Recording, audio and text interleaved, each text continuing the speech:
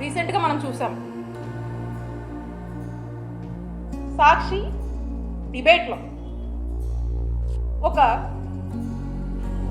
ఒక జర్నలిస్ట్ వాళ్ళు మాట్లాడే భావంగా ఏదో మాట్లాడారు. ఆ మాట్లాడిన దాన్ని తప్పని చెప్పి ఖచ్చితంగా మేమందరం కూడా తప్పని చెప్తున్నాం. ఒకవైపున సాక్షి తప్పని చెప్తుంది, వైఎస్ఆర్ కాంగ్రెస్ పార్టీ తప్పని చెప్తుంది, మేమంతా కూడా తప్పని చెప్తూ ఉంటే ఇదేది పట్టనట్టు ఇందులో కూడా టీడీపీ వాళ్ళు రాజకీయాన్ని వెతుక్కొని అటు సాక్షిని తప్పుపడుతూ వైఎస్ఆర్ కాంగ్రెస్ పార్టీని తప్పుపడుతూ మా నాయకుడు జగన్మోహన్ రెడ్డి గారిని ఇందులోకి లాగుతూ మా భారతమ్మని ఇందులోకి లాగుతూ ఇందులో రాజకీయం చేసేటువంటి ప్రయత్నం చేస్తున్నారు.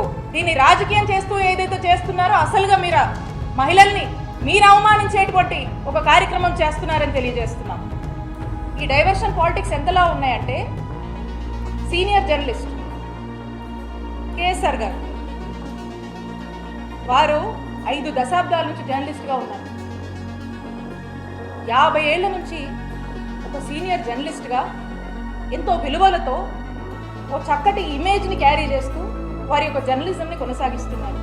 అలాంటి వ్యక్తిని ఈ రోజున అరెస్ట్ చేశారు. అంటే ఈ రెడ్ బుక్ పాలన ఇక్కడ దాకా వచ్చిందంటే ఈరోజు జర్నలిస్టుల వరకు కూడా వచ్చింది. ఏడాది కాలం నుంచి మనం చూస్తూ ఉన్నాము.